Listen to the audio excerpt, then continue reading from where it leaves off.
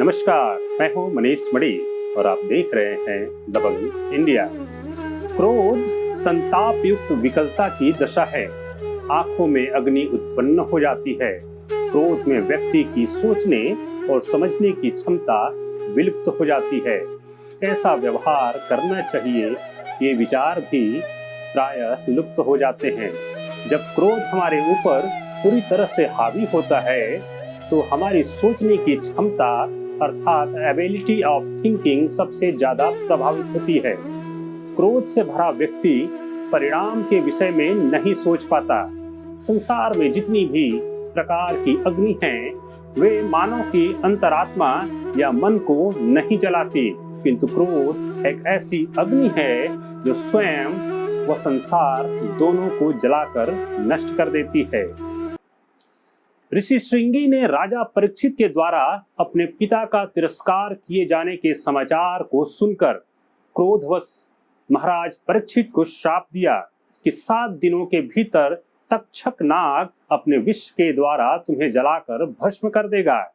यह बात जब श्रृंगी ऋषि के पिता मौनी ऋषि शमीक को पता चला तो उन्होंने अपने शिष्य गौरमुख को महाराज परीक्षित के पास भेजा। गौरमुख ने राजा को श्रृंगी ऋषि द्वारा दिए गए श्राप से अवगत कराया और उन्हें सावधान रहने को भी कह गया। 7वें दिन जब तक्षक नाग राजा परीक्षित को डसने को जा रहा था, उसी मार्ग से ऋषि काश्यप भी शीघ्रता से महल की तरफ जा रहे थे। ध्यान रखिएगा कि ये काश्यप ऋषि हैं, न कि कश्यप ऋषि। काश्यप ऋषि के पास ऐसी मंत्र विद्या थी जिससे कि वो किसी भी जीव अथवा निर्जीव को पुनर्जीवन दे सकते थे। जब तक्षक नाग को काश्यप द्वारा ये पता चला कि वो महाराज परीक्षित को पुनर्जीवन हेतु महल जा रहे हैं और इस उपलक्ष्य में राजा से बहुत सारे धन की प्राप्ति करना चाहते हैं, तब तक्षक नाग ऋषि काश्यप की शक्ति के परीक्षण के लिए पास ही एक हरे भरे वृक्ष को अपने विष से जलाकर भस्म कर दिया। ऋषि काश्यप ने तत्काल ही वृक्ष को पुनः जीवित कर दिया। अनजाने में एक व्यक्ति जो कि इस वृक्ष के ऊपर था, वह भी इस अग्नि में भस्म होने के पश्चात जीवित हो गया, जिस पर इन दोनों का ही ध्यान नहीं गया था, जो इन दोनों के बातचीत का साक्षी था। तक्षक नाग अपने कार्य में असफल होते देख ऋषि काश्यप को मुंह मांगा धन देकर वहीं से वापस कर दिया। तक्षक नाग महल में पहुंचकर छल से राजा परीक्षित को अपने विष से जला देता है। राजा परीक्षित के बाद जन्मेजय का राज्याभिषेक किया गया।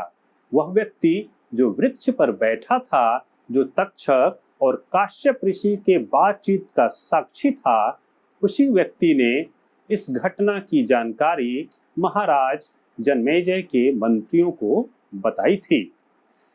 परीक्षित अर्जुन के पौत्र अभिमन्यु और उत्तरा के पुत्र तथा जन्मेजय के पिता थे।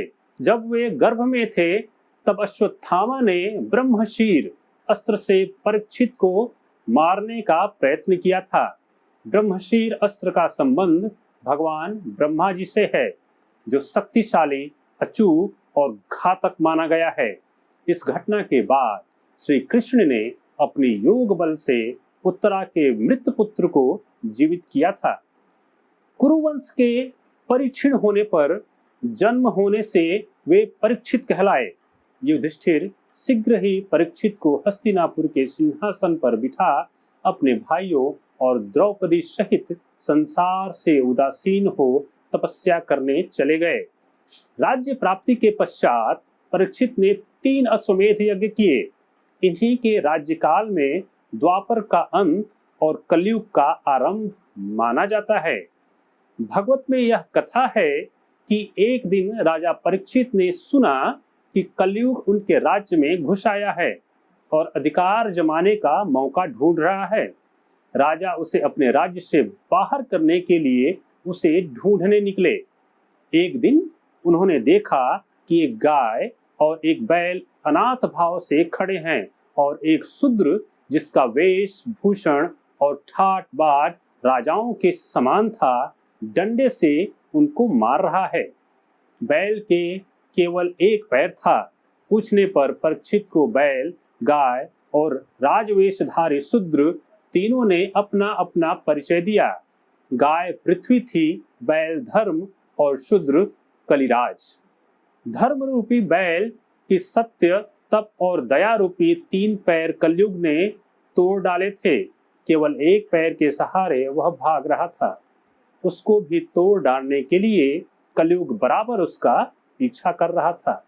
यह वृत्तांत जानकर परीक्षित को कलयुग पर बड़ा क्रोध हुआ और वे उसको मार डालने को उद्यत हुए, लेकिन उसके गिड़गिड़ाने पर उन्हें उस पर दया आ गई और उन्होंने उसके रहने के लिए जुआ, स्त्री, मद्य, हिंसा और सोना, ये 5 स्थान बता दिए। इन 5 स्थानों को छोड़कर अन्यत्र कहीं न रहने की कली ने प्रतिज्ञा की। राजा ने 5 स्थानों के साथ साथ 5 वस्तुएं भी उसे दी: मिथ्या, मद, काम, हिंसा और बैर। राजा के मुकुट में सोना था। कलयुग उसमें घुस गया, क्योंकि कलयुग के पास राजा ने सोना भी दे रखा है। महाराज परीक्षित धर्मात्मा, उदार, प्रजापालक और साक्षात मूर्तिमान धर्म थे। कुरुवंश के परिचिन होने पर उनका जन्म हुआ था, इसी से उनका नाम परीक्षित हुआ। उनका पराक्रम अतुलनीय था। उनके साम्राज्य में चारों वर्णों के लोग प्रसन्नता के साथ अपने अपने कार्य में लगे थे। परीक्षित राजधर्म और अर्थशास्त्र में बड़े कुशल, बुद्धिमान, धर्मपरायण, जितेंद्रिय और नीति निपुण थे, जिन्होंने कृपाचार्य से शिक्षा प्राप्त की थी। फिर प्रश्न उठता है कि श्रृंगी ऋषि ने ऐसे धर्मात्मा राजा को ऐसा श्राप क्यों दिया? 60 वर्ष की आयु में महाराज परीक्षित वन में शिकार करने गए थे। घायल हिरण का पीछा करते हुए अकेले वन में बहुत दूर तक पैदल ही चलते रहे। वो थक गए थे और भूख भी लगी थी। चलते चलते उन्हें एक ऋषि दिखाई दिए। राजा ने ऋषि से प्रश्न किया। ऋषि मौन रहे। थके और भूखे राजा को मुनि ने कोई उत्तर नहीं दिया। राजा ने अपना तिरस्कार समझ पास से मृत सर्प को अपने धनुष की नोक की सहायता से मुनि के कंधे पर डाल दिया। मुनि अभी भी शांत भाव से बैठे थे। राजा वहां से वापस अपनी राजधानी लौट गए। इस घटना की जानकारी जब मौनी ऋषि शमीक के पुत्र श्रृंगी को हुई, तो उसने क्रोधवश राजा परीक्षित को अकाल मृत्यु का श्राप दिया, जिसके लिए श्रृंगी ऋषि ने तक्षक नाग को चुना। श्रृंगी ऋषि अपने श्राप के दूरगामी परिणाम को नहीं पहचान पाए। क्रोध में व्यक्ति की सोचने और समझने की क्षमता लुप्त हो जाती है। वह सामान्य व्यक्ति हो अथवा कोई भी ऋषि ही क्यों न हो। राजा परीक्षित के उपरांत उनका तेजस्वी और पराक्रमी पुत्र जन्मेजय राजा बने, जिन्होंने सर्पों के विनाश के लिए सर्प यज्ञ किया था। आज की महाभारत कथा में बस इतना ही। अगर आपने हमारे YouTube चैनल को अभी तक सब्सक्राइब नहीं किया तो सब्सक्राइब जरूर कर लें, और इस कथा को आप Facebook पर देख रहे हैं तो लाइक और शेयर करना न भूलें। अपने बहुमूल्य विचार हमें कमेंट बॉक्स में जरूर बताएं। धन्यवाद।